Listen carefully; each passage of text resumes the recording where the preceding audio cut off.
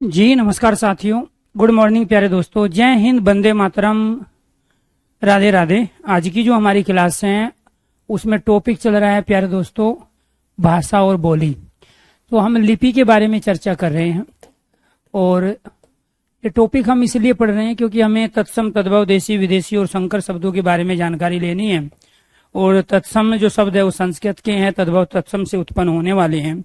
देशी शब्द वे होते हैं जो बोली और उपबोली के शब्द होते हैं और उन्हीं बोली और उपबोली के बारे में हम यहाँ जानकारी लेंगे। तो हिंदी एवं अन्य भारतीय भाषाओं में पहला टॉपिक है हमारा लिपि। और लिपि के बारे में अब तक जो आपने जाना है, एक तो ब्राह्मी लिपि के बारे में आप पढ़ चुके हो, ब्राह्मी लिपि। दूसरा देवनागरी की लिपि, देवनागरी।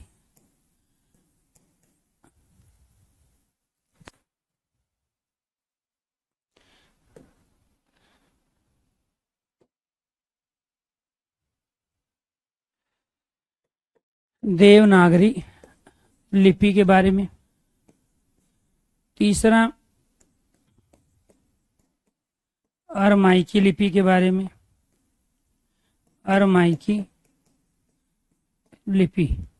और चौथा जो आज पढ़ेंगे हम वो है खरोष्टी लिपि, खरोष्टी लिपि। पांचवा अरबी लिपि,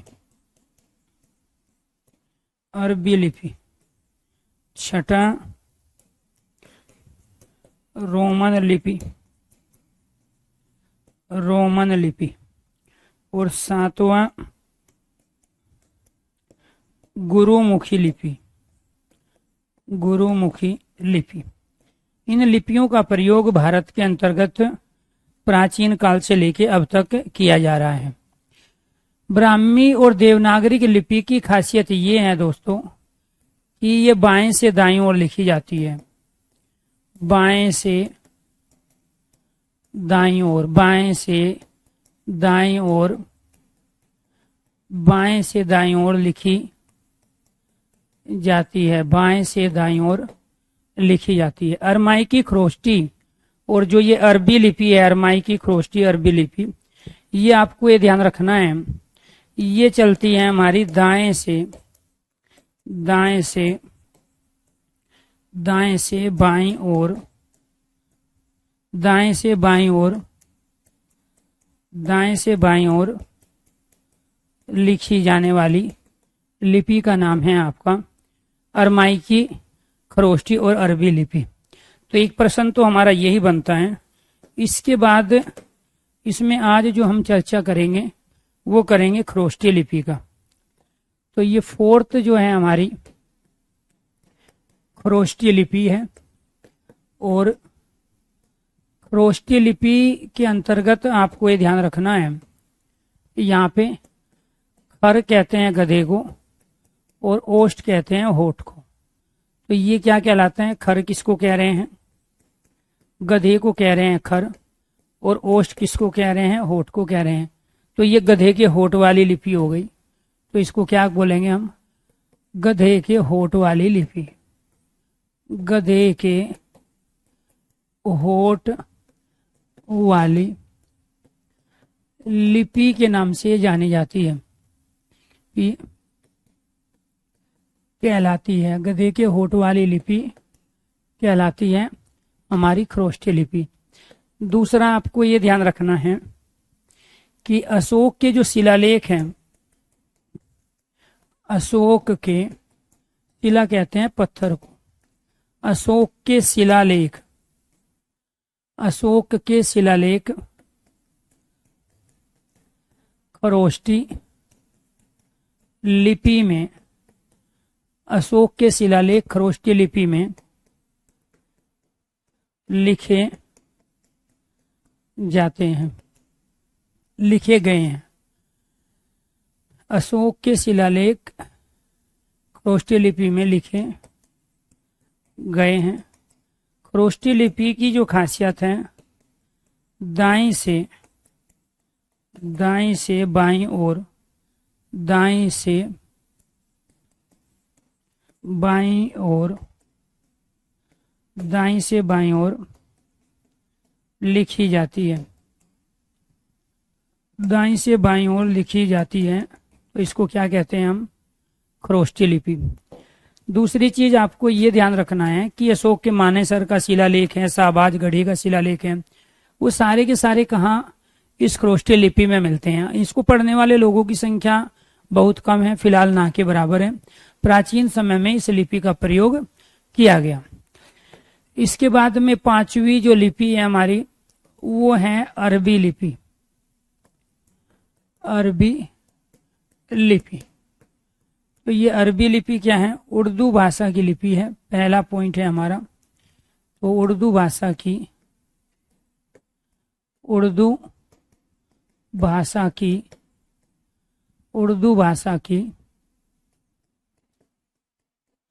आधुनिक लिपि है। तो ये उर्दू भाषा की आधुनिक लिपि है, एक पॉइंट। दूसरा आपको ध्यान रखना है, उर्दू भाषा की आधुनिक लिपि। दूसरा, दाईं से बाईं ओर लिखी जाती है। दाईं से बाईं ओर, दाईं से बाईं ओर, दाईं से बाईं ओर लिखी जाती है। दाईं से बाईं ओर लिखी जाती है। दाईं से बाईं ओर लिखी जाती है। इसके बाद अरमाई की लिपि से विकसित हुई है। अरबी लिपि का प्राचीन रूप, अरबी लिपि का प्राचीन रूप, अरबी लिपि का प्राचीन रूप अरमाई की लिपि का प्राचीन रूप अरमाई की लिपि है, अर्थात अरमाई की लिपि से इसका विकास हुआ है। तो ये आपको ध्यान रखना है। फारसी भाषा की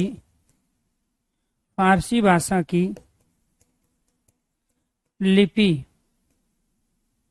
फारसी भाषा की लिपि भी अरमाई की मानी जाती है।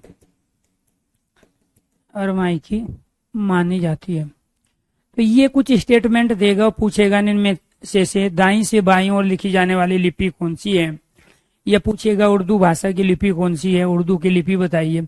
अरबी निम्नलिखित में से किस भाषा की लिपि मानी जाती है। तो ये जो भी प्रश्न बनते हैं अब तक पूछे गए हैं, वो स्टेटमेंट अपने आप में खुद में प्रश्न और उसका आंसर है। इसके बाद 6 नंबर आता है हमारा गुरुमुखी लिपि का। किसका आता है? गुरुमुखी लिपि। तो ये जो गुरुमुखी लिपि है, ये पंजाबी भाषा की लिपि है। पंजाबी भाषा की लिपि है।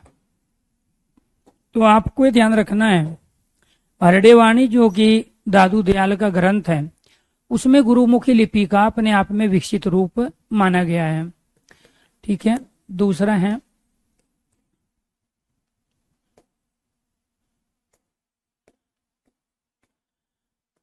हरडेवाणी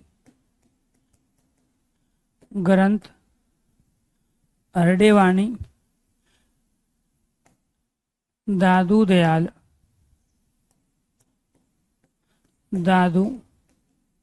दयाल के हरडेवाणी दादू दयाल के ग्रंथ में गुरुमुखी लिपि का विकसित रूप प्रचलन में आया। गुरुओं की वाणी को लिपिबद्ध करने के कारण गुरु की वाणी को या गुरुओं की वाणी को जिस लिपि में जिस लिपि में लिखा गया उसे, जिस लिपि में लिखा गया उसे गुरुमुखी लिपि कहते हैं। उसे गुरुमुखी लिपि, उसे गुरुमुखी लिपि कहते हैं। उसे गुरुमुखी लिपि कहते हैं। तो इसमें मात्राओं को दुक्कड़ और दुलक्कड़ कहते हैं। लुक्कड़ और दुलक्कड़। लुक्कड़ एक मात्रा होती है, दुलक्कड़ दो मात्राएं होती है। इसके बाद में 7वीं जो लिपि है वो है हमारी रोमन लिपि।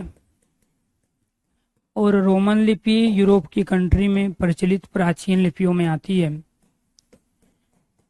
यूरोपीय देशों में प्रचलित प्राचीन लिपि है।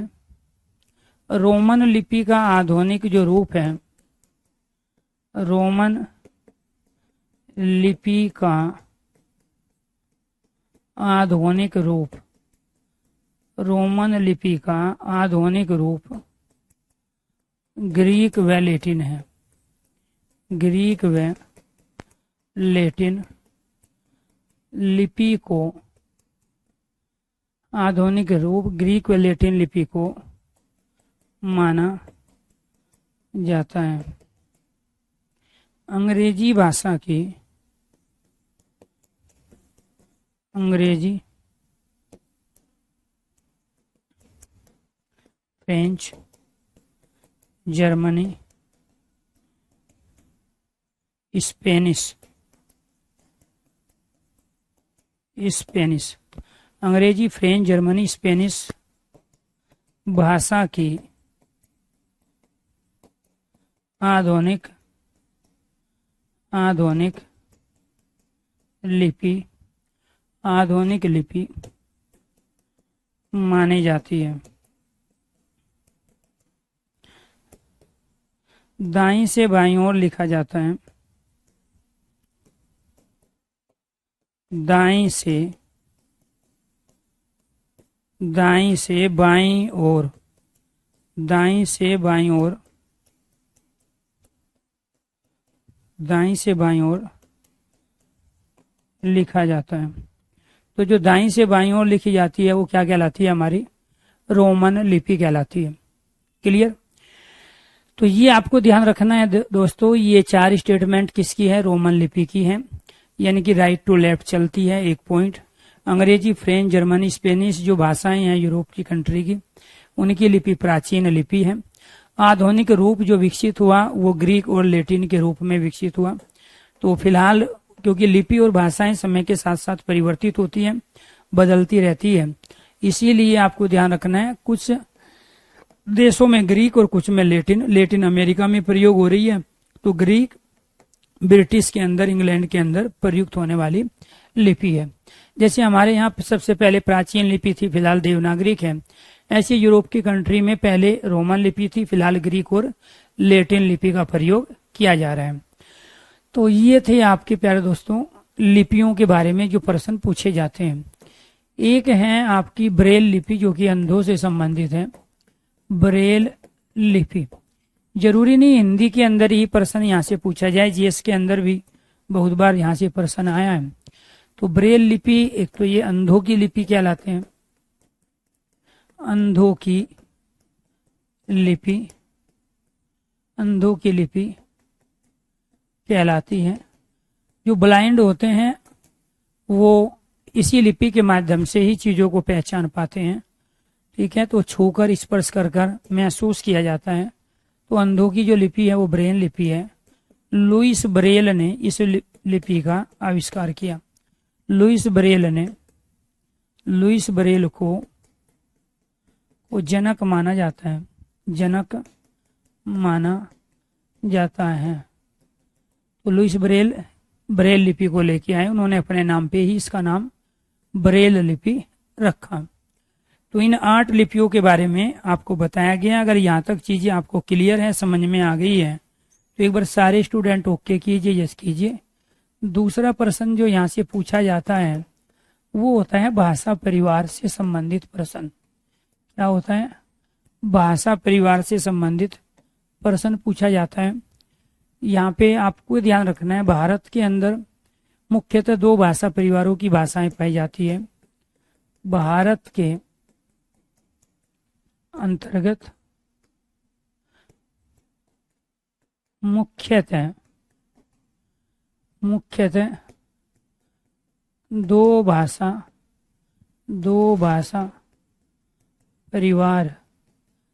की भाषाएं भारत के अंतर्गत मुख्यतः 2 भाषा परिवार की भाषाएं प्रचलन में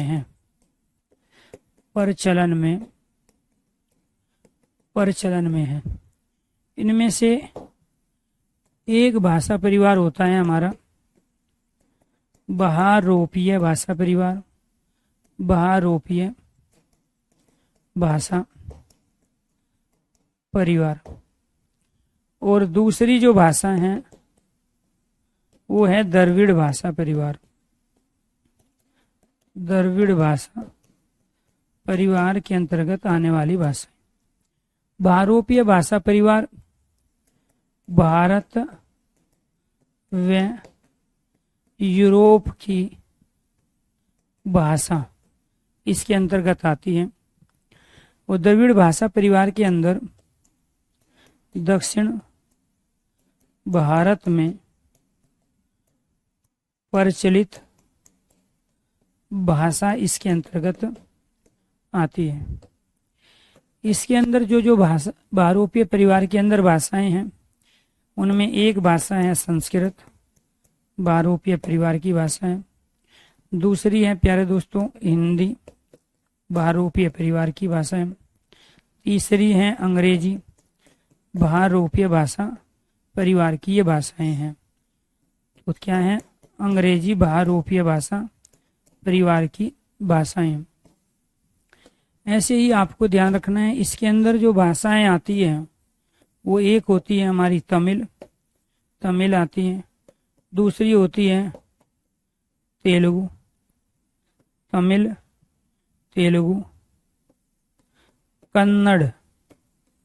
कन्नड़ और चौथी होती है मलयालम। चौथी क्या होती है? मलयालम। तो तमिल, तेलुगु, कन्नड़ और मलयालम ये क्या है? द्रविड़ भाषा परिवार की भाषाएं हैं। तो बहारोपीय भाषा परिवार में कौन कौन सी हैं? संस्कृत, हिंदी, अंग्रेजी, ये पूछा जाएगा। द्रविड़ भाषा परिवार में दक्षिण भारत में प्रचलित भाषाएं हैं, ये सारी की सारी दक्षिण भारत में बोली जाती है, तमिल, तेलुगु, कन्नड़ और मलयालम। तो मुख्य रूप से कितने भाषा परिवार हैं? 2 भाषा परिवार हैं। और 2 भाषा परिवारों के अंतर्गत एक बहारोपीय और दूसरा द्रविड़ परिवार। एक प्रश्न आपका बहारोपीय भाषा परिवार से संबंधित होता है। अगर आपको लिपि के बारे में और भाषा परिवार के बारे में जहां से ये प्रश्न बनते हैं अगर ये समझ में आ गए हों तो एक बार सारे स्टूडेंट ओके कीजिए, यस कीजिए। जिसका जो भी डाउट है पहले डाउट क्लियर करते हैं, उसके बाद में फिर आगे के सब टॉपिक लेते हैं। जी चलो जी। तो ये क्या है? ब्राह्मी लिपि, देवनागरिक, अरमाइकी, खरोश की लिपि, अरबी लिपि, रोमन लिपि और गुरुमुखी लिपि। क्लियर है? Very good. अनामिका, निधि, सत्यम, नेहा, अंशु, उमेश, अंकित, मोनू, साहिल, वीर, अनस, मोनू, यश, भारती, आनंद, मुस्कान, रोली, विपिन, हिमांशु, विवेक, सोनिया, प्रिंस, विपुल, विशाल, अंकित, धर्मेंद्र, राहुल, सन्नी, ममता। जी चलो जी, वेरी गुड। जी अच्छा, क्या बात है। चलो जी, सबका नाम पॉसिबल नहीं है, बहुत सारे बच्चे हैं, जब स्पीड के साथ कमेंट निकल जाते हैं तो कई बार। ठीक है, चलो आगे बढ़े। हाँ, इंद्रजीत पांडे भी है। ठीक है। हाँ, अशोक के शिला का मतलब होता है पत्थर, लेख का मतलब लिखे हुए। जो पत्थर पर लिखा जाता है उसको उत्कीर्ण शब्द प्रयोग किया जाता है। उसके लिए क्या शब्द प्रयोग करेंगे? उत्कीर्ण। पत्थर पे लिखने को क्या बोलते हैं? उत्कीर्ण बोलते हैं। पत्थर पे लिखा नहीं जाता, एक तरह से खोदा ही जाता है। तो पत्थर पे जो खोद खोद के लिखा जाता है उसके लिए उत्कीर्ण शब्द आता है, क्योंकि शिला पत्थर को कहते हैं। तो एक साबाजगढ़ी का शिलालेख है, एक मानेसर का शिलालेख है अशोक का। तो उसमें खरोष्टीय लिपि आपने देखा होगा, जब आप जो हमारे पुरातात्विक स्थल है उन पे आप जाते हो तो वहां बहुत सारी चीज पत्थरों पे लिखी होती है, आप पढ़ नहीं पाते। तो इसका मतलब वो आपकी देवनागरी लिपि में नहीं है, वो ग्रीक लैटिन में नहीं है, क्योंकि जो देवनागरी लिपि में है, ग्रीक लैटिन में है, वो तो आप पढ़ पाते हो। लेकिन जो प्राचीन लिपि है, जैसे हमारी ब्राह्मी लिपि है, खरोष्टी लिपि है, इसको आप नहीं पढ़ पाते। आपको ये तो पता होता है कुछ लिखा हुआ है, आप कुतुब मीनार घूमने जाओ या लाल किला पे जाओ या और जगह जाओ, दूसरे पुरातात्विक जो स्थल है और प्राचीन है, दक्षिण भारत के जो मंदिर है वहां पे भी लिखे हुए हैं, तो आपको कई जगह आपको खरोष्टी लिपि का प्रयोग मिलेगा। ठीक है, तो वो क्या कहलाते हैं, आपके जो प्राचीन लिपि है उनमें ब्राह्मी लिपि, खरोष्टी लिपि, अरमाई की लिपि, ये सब आते हैं, जिसकी जानकारी रखने वाले लोगों की संख्या लगभग या तो ना के बराबर है या बहुत कम है। दूसरा आता है भाषा परिवार वाला प्रश्न। तो भारत के अंतर्गत मुख्यतः 2 भाषा परिवार की भाषाएं प्रचलन में हैं। एक का नाम है बहुरूपीय भाषा परिवार, जो भारत व यूरोप में बोली जाती है, और दूसरी है दक्षिण भाषा परिवार, जिसको हम द्रविड़ या द्राविड़ भाषा परिवार भी कहते हैं। तो द्रविड़ को क्या कहेंगे, द्राविड़ भाषा परिवार भी हम इसी को कहेंगे। तो द्रविड़ या द्राविड़ एक ही बात है। इसके अंदर ये 4 भाषाएं आती है। तमिल तमिलनाडु में बोली जाती है, आंध्र प्रदेश में तेलुगु बोली जाती है, और कर्नाटक में कन्नड़ बोली जाती है, और केरल में बोली जाती है मलयालम। तो एक बार मैं लिख देता हूं, क्योंकि कई बार इस तरह के प्रश्न भी आप लोगों से पूछे जा सकते हैं। तो तमिल कहाँ बोली जाती है, तमिलनाडु में। तो ये सारे दक्षिण भारत के राज्य हैं। ये कहाँ बोली जाती है, आंध्र प्रदेश में। और ये कहाँ बोली जाएगी, कर्नाटक में। और ये कहाँ बोली जाती है, केरल या केरला में। ठीक है, कहाँ, मलयालम। मलयालम ही वो भाषा का नाम है जो आगे से आप लिखना शुरू करो या पीछे से लिखा यही जाएगा। इसमें पहले मैं है, इसमें मैं है, इसमें दूसरा ले है, इसमें इधर दूसरा ले है, और या बीच में आएगा। आगे पीछे एक समान शब्द जो लिखा जाता है वो मलयालम है। ठीक है, तो ये क्या था आपका हिंदी व अन्य भारतीय भाषाओं से पूछे जाने वाला दूसरा प्रश्न है। इसके बाद बात करते हैं तीसरे पॉइंट की, जहां से प्रश्न पूछा जाता है हिंदी का उद्भव और विकास। हिंदी का उद्भव, हिंदी का उद्भव और विकास। तो हिंदी का जो उद्भव और विकास है वो कैसे हुआ जी। सबसे पहले जो भाषा थी वो थी हमारी संस्कृत। संस्कृत कुछ समय के बाद में पाली में कन्वर्ट हो गई। पाली कुछ समय के बाद में प्राकृत में बदल गई। प्राकृत कुछ समय के बाद में अपभ्रंश में परिवर्तित हो गई। अपभ्रंश कुछ समय के बाद में अवहट में परिवर्तित हुई। अवहट कुछ समय के बाद में प्राचीन हिंदी में कन्वर्ट हुई, और प्राचीन हिंदी कुछ समय के बाद में आधुनिक हिंदी में कन्वर्ट हुई। आधुनिक हिंदी में, और ये जो आधुनिक हिंदी है ये कुछ समय के बाद में इंग्लिश में कन्वर्ट हो जाएगी, और वो समय है 2060-70 के आसपास। तो दोस्तों आपको ये ध्यान रखना है, ये जो संस्कृत है ये सनातन धर्म, वैदिक धर्म जिसको हम कहते हैं, ये उस समय की भाषा है। वैदिक धर्म, सनातन धर्म की भाषा। ये जो पाली है ये बौद्ध धर्म की भाषा है। बौद्ध धर्म 500 ईसा पूर्व। ये जो प्राकृत है ये जैन धर्म की भाषा है। बिना भाषा के किसी भी धर्म का प्रचार प्रसार नहीं हुआ है। तो धर्म के प्रचार प्रसार में भाषा ने अपनी एक बड़ी भूमिका निभाई। ये संप्रदाय की भाषा है। जब हमारे यहाँ शैव संप्रदाय, वैष्णव संप्रदाय चल रहे थे, और ये जो अवहट है आपकी, ये मठ मठांतरों की भाषा है। मठ मठांतर की भाषा है। और ये जो प्राचीन हिंदी है इसको हम अरबी फारसी मिश्रित हिंदी कहते हैं। अरबी फारसी मिश्रित हिंदी। तो अरबी फारसी मिश्रित हिंदी क्या है, हमारी प्राचीन हिंदी है। और जो संस्कृतनिष्ठ हिंदी है वो है आधुनिक हिंदी। तो ये क्या कहलाएगी, हमारी संस्कृतनिष्ठ हिंदी कहाँ पे लिखेंगे इसको, इधर नहीं लिखते, यहाँ पे लिखते हैं संस्कृत निष्ठ हिंदी। कौन सी है, आधुनिक हिंदी। और ये जो इंग्लिश है ये आधी हिंदी व अंग्रेजी का मिश्रित रूप, हिंदी व अंग्रेजी का मिश्रित रूप। कोस कोस पे बदले पानी, 4 कोस पे वाणी, यानी कि हर 4 कोस पे वाणी बदल जाती है। एक कोस 1600 मीटर का होता है, 1600 मीटर गुना 4 पे आपकी भाषा बोली बदल जाती है। क्लियर। तो ये आपको लगभग ये मान के चलो आप 1.5 किलोमीटर से 100 मीटर ज्यादा 1600, तो ये मान के चलते हैं कि हर 1.5 किलोमीटर पे ठीक है पानी बदल जाता है, पानी का टेस्ट बदल जाता है। और 4 कोस पे वाणी बदल जाती है।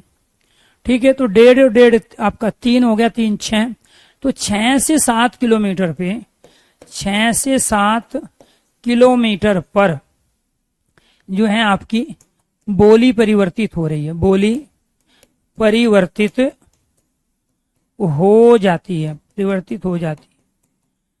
ये साहित्य शास्त्रों के द्वारा कहा गया। आप इसको वैज्ञानिक धरातल पे नहीं है, कहीं हो सकता है 12 किलोमीटर बाद चेंज हो, ये आपको ध्यान रखना है। ठीक है, तो इसीलिए आपको ध्यान रखना है कि यहाँ पे 6 से 7 किलोमीटर के दायरे में जाके जो बोली है, हमारी उपबोली हैं, जो भाषाएं हैं, उनमें अंतर देखने को मिलता है। जैसे मैं बात करता हूं दिल्ली की। अब दिल्ली के अंदर बहुत सारे राज्यों से लोग आए, तो इसलिए दिल्ली की अपनी कभी एक भाषा रही नहीं है, वो मिश्रित भाषा हो गई, मिक्स हो गई। तो 1000 ईस्वी और उससे पहले का जो समय रहा है वो मुस्लिम शासनकाल का रहा है। और मुस्लिम शासनकाल की जो भाषा थी वो अरबी फारसी भाषा रही है। और चूंकि 1000 ईस्वी के आसपास हिंदी अपने को विकसित करना प्रारंभ की, तो जो हिंदी से पहले जो भाषा रही थी उसका तो वर्चस्व होगा, एकदम से समाप्त तो कर नहीं सकते। जैसे अभी अभी यहाँ हिंदी के साथ हम अंग्रेजी के शब्दों का प्रयोग कर रहे हैं, तो हिंदी को एकदम से समाप्त नहीं कर सकते। और हिंदी की सबसे बड़ी खासियत यह है कि तमाम भाषाओं के शब्दों को अपने अंदर समा लेती है। इसलिए दूसरी भाषा बेशक बदल जाए या नष्ट हो जाए, हिंदी नष्ट नहीं हो पाई है। ठीक है, तो इसीलिए कहते हैं ना कि मिस्र यूनान सब मिट गए जहां से, फिर भी हिंदोसिता। ठीक है, तो कहने का मतलब ये हुआ कि जो प्राचीन हिंदी थी उसमें अरबी फारसी के शब्दों का प्रयोग तो हो ही रहा था हिंदी के शब्दों के साथ। लेकिन धीरे धीरे जब देश आजाद हुआ तो 19वीं शताब्दी के अंतर्गत हमारे यहाँ जो जन जागरण काल आया, उसके अंदर वैदिक धर्म को थोड़ा सा सर्वोपरि माना तमाम महापुरुषों और लोगों ने, और उसमें संस्कृत का प्रचलन उन्होंने किया। तो हिंदी के प्रचार प्रसार में सबसे बड़ा रोल आर्य समाज, प्रार्थना समाज और बाकी जो तमाम संगठन रहे, इन्होंने भी निभाया है। ठीक है, तो यहाँ पे हम अरबी फारसी शब्दों के स्थान पे संस्कृत के शब्दों को ले आए, और फिर आगे क्या करेंगे, हम संस्कृत के शब्दों के स्थान पे अंग्रेजी के शब्दों को ले आए। तो इससे भी हमें ये पता चल रहा है कि भाषा अपने रूप को चेंज करती है। पहले जहां हम हिंदी के शब्दों के साथ अरबी फारसी का प्रयोग करके प्राचीन हिंदी का प्रयोग कर रहे थे, आज के समय में हम हिंदी के साथ संस्कृत के शब्दों का प्रयोग करके संस्कृतनिष्ठ अर्थात आधुनिक हिंदी का प्रयोग कर रहे हैं फिलहाल। और आने वाले समय में जब आप 2060-70 में प्रवेश करोगे, उस समय आप हिंदी के साथ अंग्रेजी के शब्दों का प्रयोग कर रहे होंगे और संस्कृत के शब्दों को छोड़ चुके होंगे। तो ऐसे ही ये जो भाषा चली, ये संस्कृत से, ठीक है, और संस्कृत के भी अपने एक रूप नहीं था। अब आप देखो, वैदिक धर्म का पतन हुआ तो यहाँ बौद्ध धर्म आया। वैदिक धर्म के पतन के बाद में क्या आया, बौद्ध धर्म। बौद्ध धर्म के पतन के बाद जैन धर्म, फिर शैव संप्रदाय, वैष्णव संप्रदाय, फिर मठ मठांतर, फिर प्यारे दोस्तों ये आ गए हमारे सब आधुनिक रूप, जहाँ राम रहीम आसाराम बापू अपने आप को भगवान का अवतार घोषित कर गए। तो ऐसे ही अपने अलग अलग समय पे मठाधीश थे। तो यहाँ पे वैदिक धर्म के अंदर तमाम जो वैदिक मंत्र थे उनके माध्यम से सृष्टि के रहस्यों को, जीवनचर्या को बताया गया, जिसके अंदर ऋग्वेद, यजुर्वेद, सामवेद, अथर्ववेद को हमने पढ़ा। बौद्ध धर्म के अंदर त्रिपिटक पढ़ा, जो कि अपने आप में पाली भाषा में था। चारों के चारों वेद संस्कृत में थे। इसके बाद में जब संस्कृत का भी अपना रूप बदला तो फिर एक लौकिक रूप आया वैदिक संस्कृत से, क्योंकि ये 2 रूपों में विभाजित थी। एक क्या था प्यारे दोस्तों, एक रूप जो वैदिक धर्म का था वो था हमारा वैदिक संस्कृत और लौकिक संस्कृत। वैदिक संस्कृत और दूसरा जो रूप था वो था लौकिक संस्कृत। दूसरा रूप क्या था? लौकिक संस्कृत। लौकिक संस्कृत आपको ये ध्यान रखना है, ये जो लिखे गए थे ये मंत्रों में लिखे गए, और यहाँ जो हमने प्रयोग किया श्लोकों का प्रयोग किया। यहाँ पे जो हमने प्यारे दोस्तों प्रचलन में चीजों को लेके आए वो हमारे वेद शास्त्र थे। वो क्या थे? हमारे वेद शास्त्र। तो ये वेद शास्त्र जो ग्रंथ थे, ऋग्वेद, यजुर्वेद, सामवेद, वो मंत्रों में लिखे गए। और जो रामायण और महाभारत ग्रंथ थे हमारे, रामायण और महाभारत, ये हमारे श्लोक में लिखे गए। तो दुनिया का सबसे प्राचीन जो ग्रंथ माना जाता है, दुनिया का जो सबसे पहला ग्रंथ, किताब, पुस्तक मानी जाती है वो ऋग्वेद है। और दुनिया का जो सबसे बड़ा ग्रंथ माना जाता है वो महाभारत है, जिसके अंदर 1,00,000 श्लोक है। तो ये 1,00,000 श्लोकों का जो संकलन किया है वो वेदव्यास ने किया। महाभारत वेदव्यास के द्वारा संकलित है, क्योंकि महाभारत के 3 भाग थे, एक जय भारत और एक महाभारत। तो जय भारत और महाभारत तीनों को एक साथ लाने का काम वेदव्यास ने किया था, और वे श्लोक अलग अलग समय पे अलग अलग व्यक्तियों के द्वारा महाभारत के लिखे गए। रामायण के अंदर 24,000 श्लोक है, 7 रामायण के अंदर कांड है, जो कि आदि कवि माने जाते हैं वाल्मीकि। दुनिया के सबसे पहले कवि, मैं बात कर रहा हूं भारत के तो है ही, दुनिया के सबसे पहले जो कवि माने जाते हैं वो माने जाते हैं प्यारे दोस्तों यहाँ वाल्मीकि। तो महर्षि वाल्मीकि दुनिया के सबसे पहले कवि है। दुनिया का सबसे बड़ा ग्रंथ महाभारत है।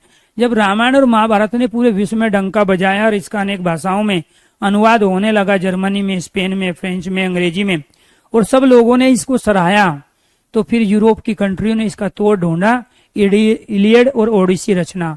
तो इलियड और ओडिसी जो रचना लिखी गई वो रामायण और महाभारत को ही आधार बना के लिखी गई। इसके साथ साथ प्यारे दोस्तों आपको ये ध्यान रखना है कि यहाँ पर दुनिया का सबसे प्राचीन ग्रंथ हमारा ऋग्वेद है, सबसे बड़ा ग्रंथ हमारा महाभारत है, और दुनिया की सबसे पहली धार्मिक रचना जो थी वो थी रामायण के रूप में। तो मंत्र और श्लोक में अंतर आपको पता ही है। मंत्र गायत्री मंत्र है, ओम भूर्भुवः स्वः तत्सवितुर्वरेण्यं भर्गो देवस्य धीमहि धियो यो नः प्रचोदयात्। श्लोक है तमेव माता च तमेव पिता तमेव बंधु च सखा तमेव, ये श्लोक है। तो श्लोकों में ये लिखे गए। तो यानी कि जो संस्कृत थी वो पहले वैदिक संस्कृत में थी, फिर इसका रूप परिवर्तित हुआ लौकिक संस्कृत में। तो हिंदी की जो जननी कहलाती है, ये क्वेश्चन अनेक बार पूछा गया। तो हिंदी की आदि जननी जो कहलाती है वो कहलाती है आपकी लौकिक संस्कृत। हिंदी का भला इस वैदिक संस्कृत ने ज्यादा नहीं किया, क्योंकि वो तो मंत्रों में था, वो तो और ज्यादा डिफिकल्ट थी। लेकिन लौकिक संस्कृत इस वैदिक संस्कृत से आसान थी। तो रामायण और महाभारत को आधार बना के हिंदी साहित्यकारों ने अनेक रचनाएं लिखी जो इसमें विषय वस्तु दी थी। इनके तमाम शब्दों का, शब्दावली का प्रयोग हिंदी के अंदर किया गया। इसलिए जब आपसे पूछा जाए कि हिंदी की जननी कौन सी है, हिंदी की माता कौन सी कहलाती है, तो वहां वैदिक संस्कृत, लौकिक संस्कृत दोनों दिया है। तो राइट आंसर है आपका लौकिक संस्कृत। जब वैदिक और लौकिक संस्कृत ना दे तो फिर राइट आंसर आपका क्या है? संस्कृत। तो हिंदी का जो विकास किया वो अपभ्रंश ने किया। हिंदी को पालने पोसने का काम अपभ्रंश ने किया। हिंदी की चाची, हिंदी की बड़ी बहन, हिंदी की बुआ अपभ्रंश कहलाती है, लेकिन हिंदी की जो माता है, जननी है, वो संस्कृत कहलाती है। आपके पालन पोषण में आपकी भाभी का भी, आपकी बड़ी बहन का, आपकी बुआ का, आपकी पड़ोसन का, उन सब का रोल है, लेकिन जन्म देने में आपके माता पिता का रोल है। ऐसी किसी भी भाषा को पालने पोषने में जो भूमिका निभाई हिंदी की, वो अपभ्रंश ने निभाई, और जन्म देने का जो काम किया वो संस्कृत ने किया।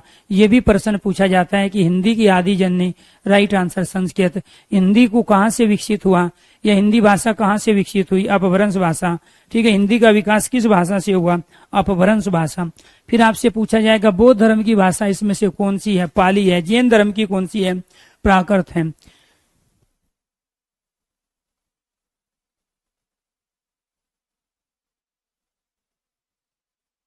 इसके साथ साथ जो धार्मिक ग्रंथ लिखा गया बौद्ध धर्म का, त्रिपिटक, कौन सा ग्रंथ लिखा गया? त्रिपिटक ग्रंथ लिखा गया। वो त्रिपिटक किस में लिखा गया? वो त्रिपिटक लिखा गया पाली में। किस में लिखा गया? वो पाली में लिखा गया त्रिपिटक। तो त्रिपिटक रचना किसमें लिखी गई? पाली में। इसके बाद जो दंतक कथाएं लिखी गई, दंतक कथा, वो सारी की सारी प्राकृत में लिखी गई, क्योंकि जैन धर्म में आई है दंतक कथाएं, जहाँ पशु पक्षियों को जो है अपने आप में, प्यारे दोस्तों, ये दंतक कथाएं, दंतक कथा, तो पशु पक्षियों को पात्र बना के यहाँ पे कहानियां कही गई, ठीक है, वो प्राकृत में है। संप्रदाय शैव संप्रदाय, विष्णु संप्रदाय। वैष्णव संप्रदाय इधर साउथ इंडिया के अंदर, दक्षिण भारत के अंदर भगवान विष्णु को सबसे बड़े देवता के रूप में पूजा जा रहा था। उत्तर भारत में भगवान शिव सबसे बड़े देवता के रूप में थे। अब उनकी जो आराधना हुई, उनकी जो पूजा हुई, वो सब अपभ्रंश भाषा के अंदर ज्यादा हुई, क्योंकि ये संप्रदाय थे जहाँ द्वैतवाद है, द्वैतवाद, विशिष्ट द्वैतवाद, ये सारे संप्रदाय जो चले, वो सारे के सारे प्यारे दोस्तों अपभ्रंश के अंदर चले। अवहट अपने आप में एक बड़े भूभाग पर नहीं फैल पाई, बहुत ही कम लोगों के द्वारा ये बोली गई, प्रचलन में आई, बहुत ही कम क्षेत्रफल में ये फैली है, तो वो आपको ध्यान रखना है, वो अवहट। अब हिंदी का विकास अवहट ने क्यों नहीं किया, अपभ्रंश ने क्यों किया? क्योंकि जिसका कुल क्षेत्रफल ही कम था, जो कम लोगों के द्वारा जो बोली और समझी जा रही थी, वो दूसरे का भला नहीं कर सकता। संपन्न आदमी जो समर्थ है, जिसके पास संसाधनों की कमी नहीं है, वही दूसरे की सहायता कर सकता। बिना नौकरी लिए कैसे सहायता कर सकते हो? तो आपको ध्यान रखना है कि यहाँ पर जो अवहट है, इसका क्षेत्रफल कम होने की वजह से, कम लोगों के द्वारा बोले जाने के कारण ये हिंदी का ज्यादा भला नहीं कर पाया। इसलिए हिंदी का विकास करने में जो एक बड़ी भूमिका अदा की, वो थी हमारी अपभ्रंश भाषा। तो विकास जो माना गया हिंदी का, वो अपभ्रंश से माना गया। इसीलिए हिंदी की बड़ी बहन, हिंदी की बुआ अपभ्रंश को कहते हैं, और जननी संस्कृत को कहते हैं। तो हिंदी पहले आई प्राचीन हिंदी के रूप में, जो अरबी फारसी मिश्रित थी, फिर संस्कृत अनिष्ट हिंदी के रूप में, जो आधुनिक हिंदी कहलाई, और फिर आने वाले समय में इंग्लिश के रूप में आएगी। तो इस तरीके से वैदिक धर्म का पतन हुआ तो बौद्ध धर्म आया, बौद्ध धर्म का पतन हुआ जब बौद्ध धर्म ईयान महायान में बट गया, तो फिर जैन धर्म का उदय हुआ। ये श्वेतंबर दिगंबर में बट गए, तो फिर यहाँ फूट पड़ी, तो संप्रदाय आ गए। संप्रदाय में बहुत सारे संप्रदाय हो गए, लोगों का मोह भंग हो गया, फिर मठ मठांतर आए, और उसके बाद में फिलहाल आपके जीवन में जो चीज चल रही है, वो आपको इतिहास के माध्यम से सब कुछ पता है। तो ये आपको देगा, इनके बारे में आपसे प्रश्न पूछे जाएंगे। तो ये है आपका हिंदी का उद्भव और विकास किस तरीके से हुआ। तो ये तीसरा प्रश्न आपका यहाँ से पूछा जाता है। उम्मीद करता हूं कि आपको इसको अच्छी तरीके से समझ में ये आपको आ गया होगा। इसके बाद यहाँ से जो प्रश्न हमारा बनेगा चौथा, वो बनेगा अपभ्रंश के रूप से, क्योंकि अपभ्रंश के जो रूप है वो 4 है, जिन्होंने हिंदी का भला किया। अपभ्रंश के 4 रूप जिन्होंने हिंदी का भला किया है, वो कौन कौन से हैं? एक रूप तो है शौरसेनी अपभ्रंश, शौरसेनी अपभ्रंश। अब इस शौरसेनी अपभ्रंश का जो क्षेत्रफल था वो ज्यादा था। इसके बाद अर्धमागधी अपभ्रंश, क्या है? अर्धमागधी अपभ्रंश। इसके बाद मागधी अपभ्रंश, क्या है? मागधी अपभ्रंश। और इसके बाद फोर्थ क्या है? शौरसेनी अपभ्रंश, अर्धमागधी अपभ्रंश, मागधी अपभ्रंश, नागर और पेशाची अपभ्रंश। नागर और पेशाची अपभ्रंश, ये क्या है अपने आप में? तो यहाँ जो शौरसेनी अपभ्रंश है, इससे जो उपभाषाएं निकली, क्या निकली? उपभाषाएं। तो हिंदी के अंदर 5 उपभाषा का प्रयोग हम करते हैं। कितनी उपभाषा है? 5। और अपभ्रंश के रूप कितने हैं? 4। तो इससे शौरसेनी अपभ्रंश से एक तो पश्चिमी हिंदी आई, पश्चिमी हिंदी, और दूसरी आपको ध्यान रखना है राजस्थानी हिंदी। कुछ विद्वानों के अनुसार, कुछ लोग मानते हैं, कुछ नहीं मानते हैं, ये पश्चिमी हिंदी आई, ये तो बात सब मानते हैं, राजस्थानी हिंदी। लेकिन कुछ विद्वानों का मत है कि जो राजस्थानी हिंदी है वो भी शौरसेनी अपभ्रंश से निकली। इसके बाद में तीसरी जो है अर्धमागधी है, वो है आपकी पूर्वी हिंदी। तो पूर्वी हिंदी का जो विकास हुआ वो अर्धमागधी से हुआ। इसके बाद चौथी है आपकी बिहारी हिंदी। तो बिहारी हिंदी का जो विकास हुआ, बिहारी हिंदी का वो विकास माना गया प्यारे दोस्तों यहाँ पे मागधी से। और इसके बाद आपको ये ध्यान रखना है, पांचवी जो है एक पहाड़ी हिंदी, नागर, खस और पेशासी अपभ्रंश से माना गया। और कुछ विद्वान ये भी मानते हैं कि राजस्थानी का जो विकास हुआ वो इसी से हुआ, नागर पेशासी से, राजस्थानी हिंदी।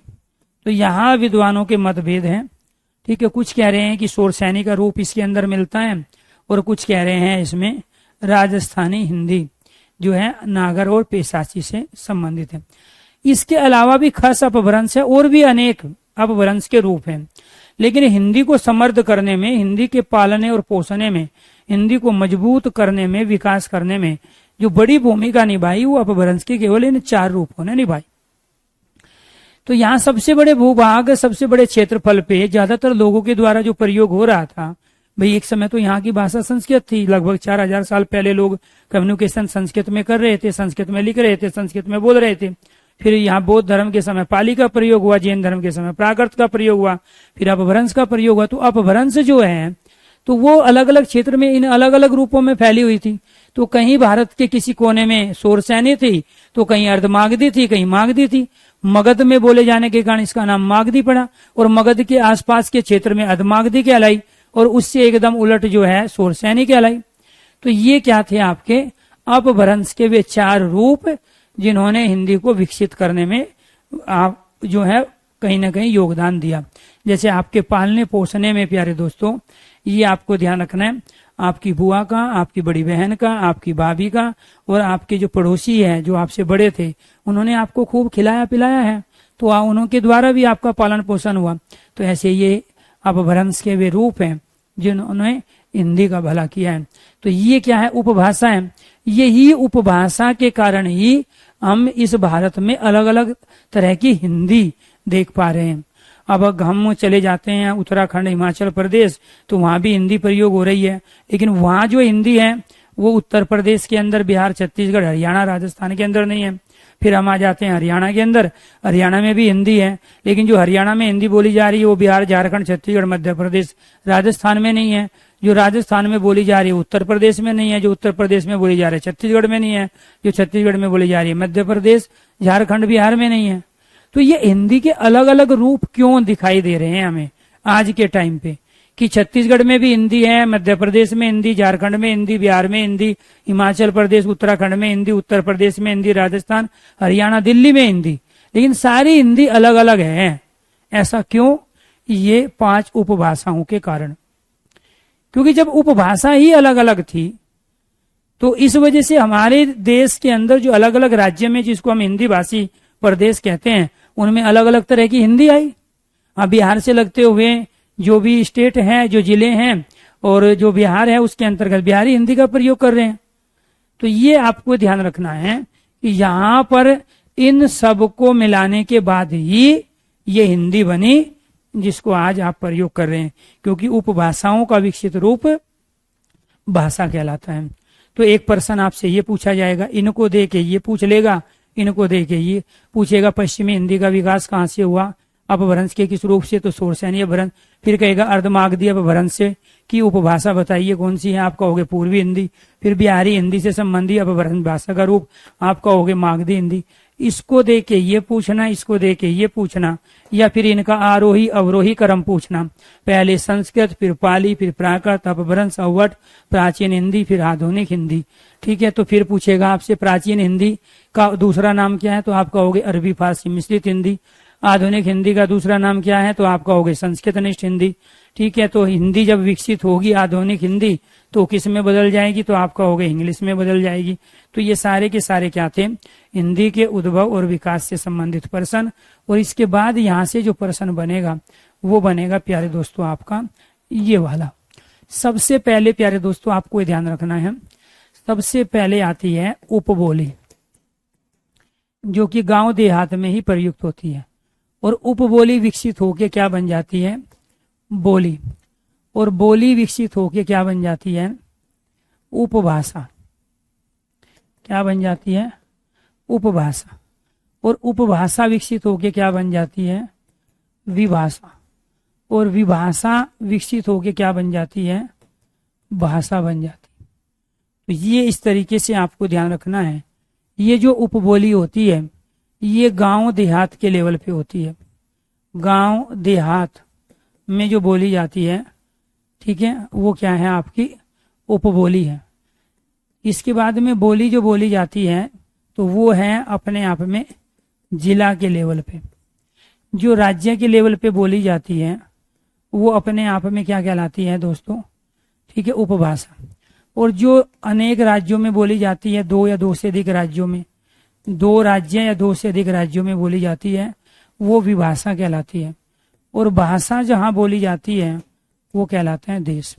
तो इसका मतलब ये हुआ कि गांव देहात से जिले के लेवल पे, जिले से राज्य के लेवल पे, राज्य से 2 या 3 राज्य में, और फिर उसके बाद में देश के लेवल पे हम भाषा का प्रयोग कर रहे हैं। अगर मैं इनके एग्जाम्पल देना चाहूँ तो मैं क्या एग्जाम्पल दूंगा? गांव देहात पर जो बोली जाती है वो जाटू बोली जाती है और बांगरू बोली जाती है, जाटू और बांगरू। और जिले के लेवल पे जो बोली जाती है, जिले के लेवल पर वो हरियाणवी बोली जाती है, हरियाणवी। ठीक है। और ये जो राज्य में बोली जाती है उपभाषा, उसको कहते हैं हम पश्चिमी हिंदी। क्या बोलते हैं उसको हम? पश्चिमी हिंदी। और जो ये विभाषा हैं ये आपको ध्यान रखना है, जो अवध और मगध में बोली जाए, अवध और मगध में जो बोली जाए, ठीक है, तो वो क्या कहलाई? अपने आप में विभाषा कहलाई। ठीक है। और इसके बाद में प्यारे दोस्तों जो पश्चिमी हिंदी है तो वो किसके अंतर्गत आ गई? हमारे यहाँ ये भाषा के अंतर्गत आ गई। तो ये क्या कहलाई हमारे यहाँ? ये कहलाई हमारी हिंदी। तो आपको ये ध्यान रखना है कि मैं यहाँ ये समझाने की कोशिश कर रहा हूँ कि जाटू और बांगरू ये उपबोली है हरियाणवी की, और हरियाणवी एक बोली है जो हरियाणा के कुछ जिलों में बोली जाती है। और यहाँ जो हरियाणवी आती है ये जाटू बांगरू विकसित होकर हरियाणवी बनी, हरियाणवी विकसित होकर पश्चिमी हिंदी के अंदर गई। और ये जो प्यारे दोस्तों पश्चिमी हिंदी के अलावा जो पश्चिमी हिंदी के अंदर यहाँ पे आए वो आई हमारी ये एक तो इसमें खड़ी बोली का प्रयोग हमने किया है, खड़ी बोली। इसके बाद में हमने यहाँ ब्रज भाषा का प्रयोग किया है। इसके बाद कन्नौजी का प्रयोग किया है, कन्नौजी। इसके बाद बुंदेली का प्रयोग किया है। और इसके बाद एक 5वीं हरियाणवी आ गई। क्या आ गई? हमारी हरियाणवी। ये आपको ध्यान रखना है। ठीक है। ये 5 हमारी पश्चिमी हिंदी के अंदर बोलियां आती है। अब अवध और मगध, मगध बिहार में है, अवध आपका उत्तर प्रदेश में। अब ये अवध और मगध अपने आप में प्रांत हैं। इनके अंदर बहुत सारे आपको ध्यान रखना है जिले आ गए।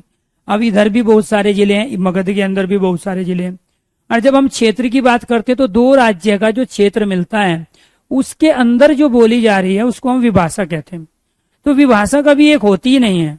विभाषा अपने आप में अनेक भाषाओं का रूप होता है जो बॉर्डर सीमावर्ती क्षेत्र पे फैला होता है। ठीक है। अब मान के चलो अगर मैं राजस्थान और मध्य प्रदेश की बात करूं तो राजस्थान और मध्य प्रदेश का जो बॉर्डर वाला क्षेत्र है वहां 2 भाषा मिलेगी। दिल्ली का जो बॉर्डर वाला क्षेत्र है वहां 2 भाषा मिलेगी। ठीक है। उत्तराखंड और उत्तर प्रदेश का जो बॉर्डर क्षेत्र है वहां 2 भाषा है। तो सीमावर्ती जिलों में, सीमावर्ती राज्यों में, सीमावर्ती देशों में 1 नहीं 2-2, 3-3 भाषाओं का प्रयोग होता है। तो यहाँ आपको ध्यान रखना है। तो ये जो 9 जनपदों में जैन धर्म के समय हमारे ये बटे हुए थे तो वो अपने आप में विभाषा के क्षेत्र थे, क्योंकि उपभाषा का ही विकसित रूप विभाषा है, प्रांत जिसको बोलते हैं। तो विभाषा हम किसे कहेंगे? 2 राज्य का मतलब यहाँ क्या कह रहे हैं हम? प्रांत कह रहे हैं। तो जो प्रांत में बोले जाएं, अब प्रांत के अंतर्गत जो समान कल्चर है, वेशभूषा, खान पान, रीति रिवाज, भाषा के क्षेत्र में इक्वलिटी रखते हो तो वो प्रांत कहलाए। और प्रांत से फिर कोई चीज फैलती है तो देश में फिलहाल हिंदी बोली जा रही है। तो ये क्या है? ये उपबोली से भाषा के विकसित होने का तरीका है। तो यानी कि भाषाओं के रूप में जो परिवर्तन हुआ, जो परिवर्तन आता है वो कहाँ से आता है? भाषाओं के रूप में परिवर्तन वो गांव देहात के लेवल पे आएगा। ठीक है, तो गांव देहात में कहीं काटड़ू बाछड़ू बोल रहे हैं, कहीं ढोर डांगर बोल रहे हैं, तो ये अपने आप में जो काटड़ू बाछड़ू है किसे कह रहे हैं? पशुओं के बच्चों को कहते हैं काटड़ू बाछड़ू। तो ये पर्टिकुलर किसी क्षेत्र विशेष में बोले जाएंगे, तो अलग अलग जगह अलग अलग नाम रखा जाएगा इनको। कहीं पर जिन्ना कहा जाता है सीढ़ियों को, कहीं सीढ़ी कह रहे हैं, ठीक है, तो कहीं कोई दूसरे नाम से जाने जाते हैं। तो कुल मिला के ये आपका क्या था? हिंदी का उद्भव और विकास। ठीक है, इसके बाद जो आपको यहाँ प्रश्न तैयार करने हैं वो तैयार करने हैं प्यारे दोस्तों ये वाले प्रश्न। ठीक है, तो यहाँ पर आपको ध्यान रखना पड़ेगा कौन कौन से। एक तो सबसे ज्यादा जो बोली जाती है पूरे देश के अंदर, वो फिलहाल अगर मैं 2011 की जनगणना की बात करूं उसके अनुसार जो अब तक चीजें निकल के आई, तो जो चीनी भाषा है वो पहले नंबर पे है, हिंदी अपने आप में दूसरे नंबर पे है, और अंग्रेजी जो है वो तीसरे नंबर पे है। तो पहला नंबर किसका है सबसे ज्यादा विश्व में बोली जाने वाली भाषा? वो चीनी है। दूसरा नंबर हिंदी का है और फिर अंग्रेजी का है। जब हम ये तो था विश्व की दृष्टि से, ये क्या है? विश्व में बोली जाने वाली। फिर हम बात करते हैं भारत में बोली जाने वाली। भारत के अंतर्गत सबसे ज्यादा प्यारे दोस्तों जो बोली जाती है वो भारत के अंदर बोली जा रही है सबसे ज्यादा। पहले नंबर पर हिंदी, दूसरे नंबर पर बंगला, तीसरे नंबर पर मराठी, चौथे नंबर पर तमिल, इसके बाद में फिर तेलुगु, इसके बाद कन्नड़, एनीथिंग। इतने नंबर पूछे जाते हैं, इससे ज्यादा नहीं। ठीक है, पहला नंबर हिंदी का, दूसरा बंगला का, तीसरा मराठी का। 2011 की जनगणना के अनुसार बता रहा हूँ। ठीक है, 21 का डाटा अभी आया नहीं सामने, तो ये आपको ध्यान रखना है। पहले जो 2011 से पहले की जनगणना थी, तीसरा नंबर तमिल का था। 11 में तीसरी बाजी कौन मार गई? मराठी। तो हमारे देश में जो सबसे ज्यादा बोली जा रही है, तो पहले नंबर पे हिंदी है, दूसरे पे बंगला है, पश्चिम बंगाल में बोलिए, फिर मराठी है, तमिल है, तेलुगु है, उसके बाद में कन्नड़ का नंबर आता है। तो विश्व में सबसे पहले चीनी है, फिर हिंदी है, इसके बाद अंग्रेजी है। यही पूछा जाएगा कि हिंदी का नंबर कौन सा है? दूसरा है। विश्व में सबसे ज्यादा बोली जाने वाली दूसरी भाषा हिंदी है। भारत में सबसे ज्यादा बोली जाने वाली पहली क्या है? आपकी हिंदी है। इसके बाद विश्व में बोली जाने वाली, फिर आपसे पूछा जाएगा विश्व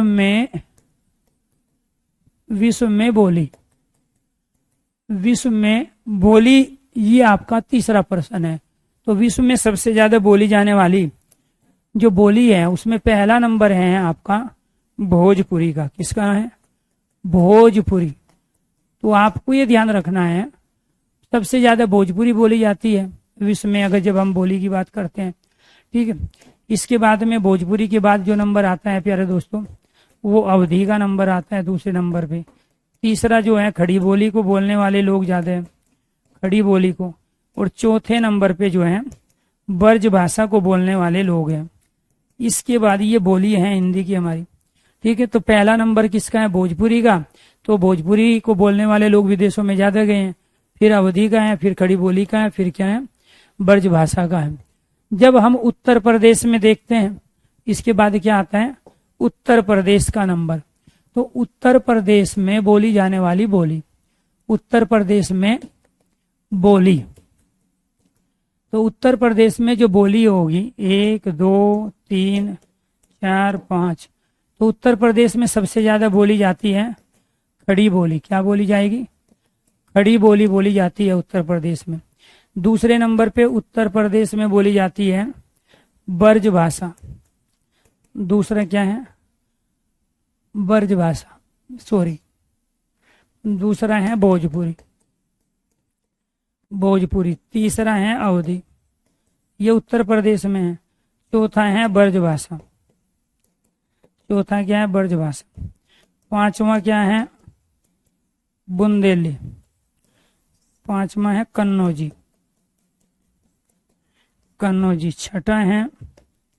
छठा है बुंदेली। और सातवां सीक्वेंस है बघेली का। तो ये हैं आपके बढ़ते क्रम।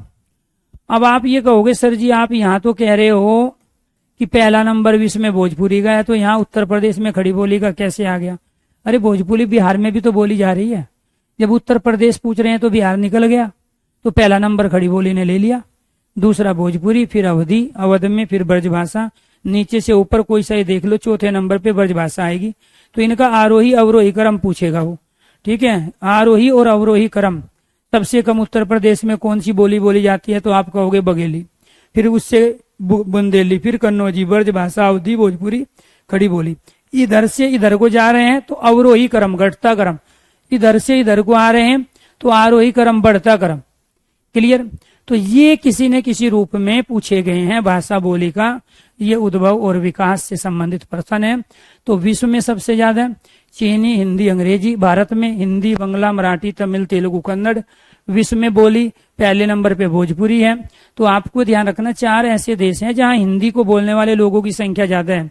भारत में तो है ही, भारत के अंदर त्रिनाद है, म्यांमार है, टोबैको है, ठीक है, इनमें भी हिंदी बोलने वाले लोग संख्या, और उसमें भी हिंदी भोजपुरी वाले लोग हैं। जैसे कनाडा के अंदर ज्यादातर पंजाबी हो चुके हैं, आने वाले 10 साल में वहां पंजाबियों की संख्या ज्यादा होगी कनाडा के लोगों के मुकाबले। ऐसे ही भोजपुरी के जो लोग हैं, तो यहाँ आपको ध्यान रखना है, टोबैको त्रिनाद के अंतर्गत अपने आप में पॉपुलेशन में ज्यादा हो चुके हैं वहां के लोकल लोगों के मुकाबले। तो विश्व में बोली जाने वाली भोजपुरी, अवधी, खड़ी बोली और फिर ब्रजभाषा, ठीक है। इसके बाद उत्तर प्रदेश में बोली जाने वाली पहली खड़ी बोली, फिर भोजपुरी, अवधी, ब्रजभाषा, कन्नौजी, बुंदेली और बघेली।